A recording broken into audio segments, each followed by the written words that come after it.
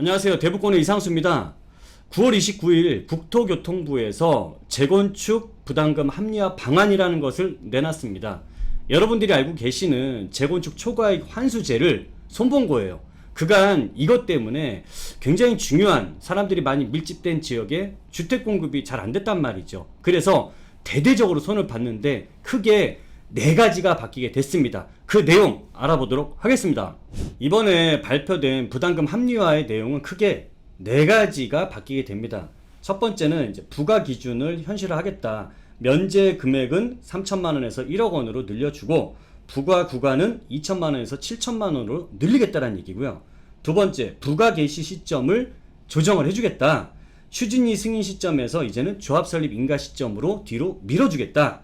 그 다음에 세 번째, 공공기여 감면 인센티브를 주겠다라는 건데 임대주택 매각 대금을 수익으로 보지 않겠다라는 내용이고요. 네 번째로는 실수요자 배려, 1주택자 같은 경우에는 50%나 이 부담금을 감면해 주겠다. 그리고 고령자 같은 경우에는 납부를 유예시켜 주겠다라는 내용이 4가지가 바뀌게 됩니다. 자, 하나하나 좀 자세하게 보면서 어떻게 영향을 주게 될지 알아보도록 하겠습니다. 자, 첫 번째, 부과 기준 현실화에 면제 금액과 부과 구간을 바꾸게 됩니다. 근데 이거를 바꾸게 되면은 크게 2가지가 줄어들게 돼요. 첫 번째는 나가는 돈이 줄어들게 될 거고, 두 번째로는 아예 부과되는 단지 자체가 줄어들어 버려요. 면제받는 단지들이 많이 늘어날 수밖에 없습니다. 지금까지는 이 초과 이익이라는 이 부분이 있죠. 초과 이익이 3천만 원 이하일 경우에만 면제를 해줬어요. 1억 정도 남는 단지들은 40% 50%의 부담금을 내야 됐단 말이죠. 근데 1억 원 정도 남는 단지들까지 면제를 받다 보니까 부담할 수 있는 면제 단지들이 확 늘어나게 되겠죠. 그리고 여기서 이제 부과되는 구간 자체를 이전에는 참 변별력이 없었어요.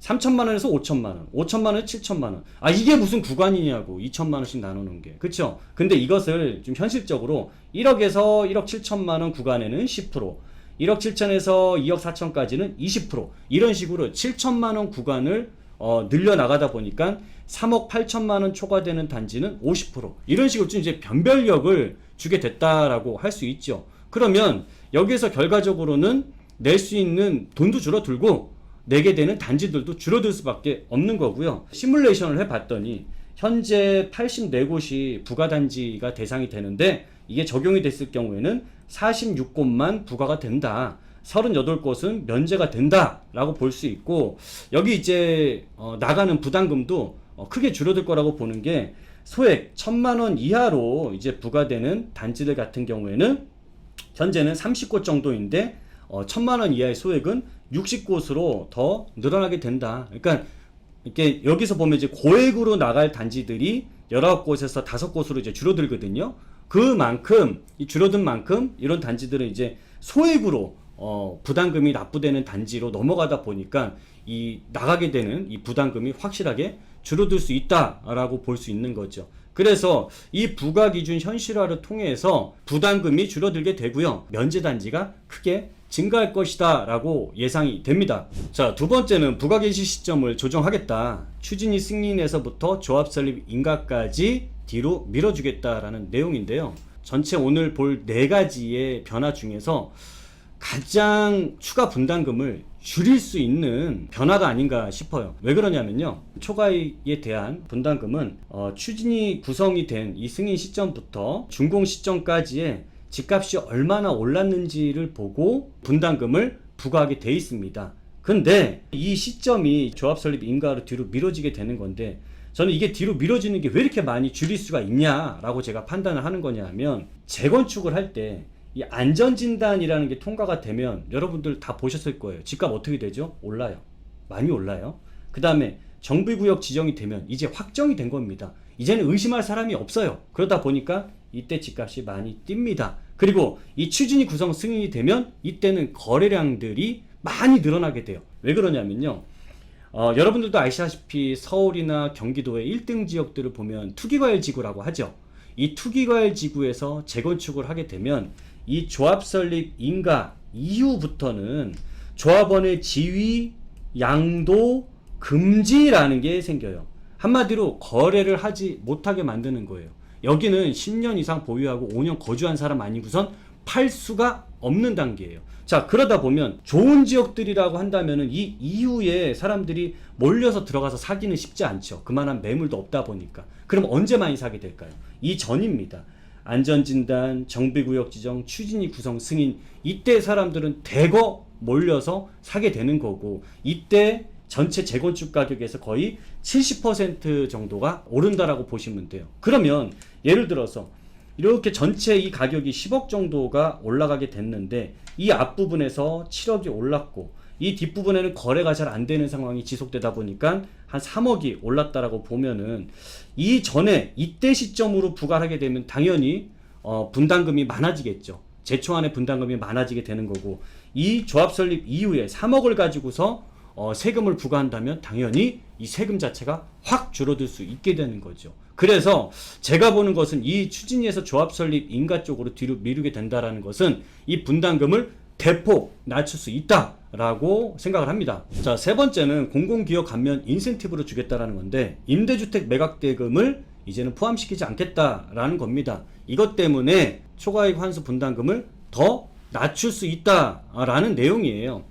자, 이게 뭐냐면 재건축을 하게 되면 여기에는 두 가지가 이제 나오게 되는데, 공공 임대 물량으로 이제 공공 기여를 해야 되는 거고요. 용적률 인센티브 받고 뭐 지을 때 이런 공공 임대 물량을 짓습니다, 이 조합원들이. 그 다음에 이제 일반 분양분을 짓게 되죠. 그러면 이 재건축 조합원 입장에서는 일반 분양분이라고 하면 본인들의 수익 맞죠?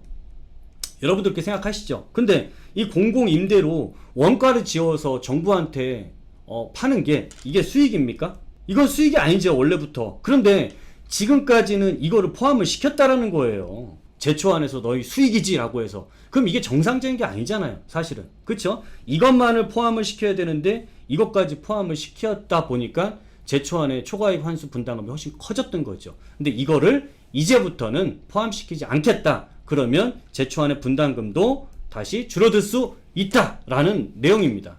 자, 네 번째는 이제 실수요자의 배려입니다. 1주택자 같은 경우에 50% 감면을 또 해주네요. 와, 지금까지 우리가 한 세 가지 봤잖아요.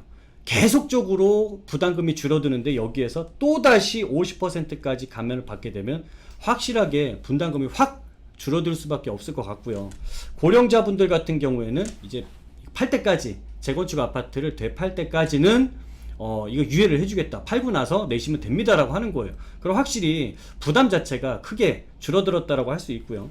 이 1주택자가 50%를 감면받기 위해서는 10년을 보유를 해야 됩니다. 10년을. 여기에 추가적으로 뭘 해야 되냐면 1주택을 계속적으로 좀 유지를 하셔야지 이 50%를 감면을 받을 수 있습니다.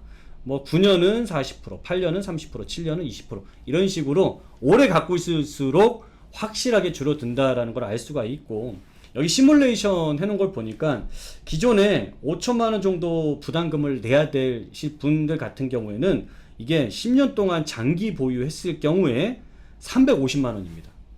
5천만 원 낼 사람이 350만 원. 와, 이 정도면 거의 뭐 10분의 1 수준도 안 된 만큼 굉장히 파격적이다라고 할 수 있지 않나요? 뭐 없어지지 않은 거는 좀 아쉬운 면이 있어도 이 정도까지 파격적이다라고 한다면은 지금 현재 뭐 재건축 굉장히 진행이 안 되고 꽁꽁 얼어붙어 있는 상황이지만 이 제초안이 이렇게 완화가 된다라고 했을 때는 뭐 확실히 온기가 시장에 좀 전해질 수 있다라고 생각이 되고, 지금 이런 식으로 1억 낼 사람이나 2억 낼 사람들이 1,500만 원, 뭐 한 지금 6천만 원 정도, 뭐 거의 절반도 안 되는 수준, 뭐 10분의 1 수준으로 이렇게 분담금을 낸다라고 했을 때는 재건축이 앞으로 활성화될 가능성이 상당히 높아졌고, 이 재건축으로 인해서 주변에 있는 기존 단지들까지도 이런 온기가 전달될 거다라고 좀 예상이 됩니다. 지금 원체 뭐 시장 자체가 꽁꽁 얼어붙어 있는 상황이다 보니까 저는 충분히 이렇게 난로 같은 역할을 할 수 있지 않을까 싶은 생각이 들고요. 그리고 제초안이 이렇게 풀린다라는 것은 저는 굉장히 좀 긍정적이다라고 저는 생각을 해요. 제가 그렇게 보는 이유는 현재 내가 제초안의 분담금이 예를 들어서 5억이다 7억이다 이렇게 분담금을 왕창 받잖아요. 그럼 제 입장에서 남들한테 팔 때 그걸 어떻게 할까요? 싸게 팔 수 있나요? 분담금을 그만큼 두드려 맞고 냈는데 그렇게 팔 사람이 없죠.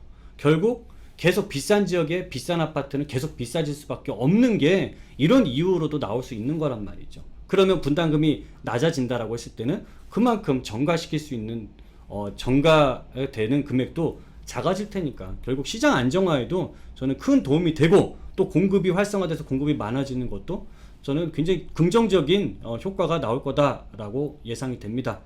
자, 오늘 내용이 우리 시청자분들이 알기 쉽고 도움이 되셨다면 나가시기 전에 구독, 좋아요, 알람 설정 해주시고요. 지금까지 시청해 주셔서 감사합니다. 물러가도록 하겠습니다.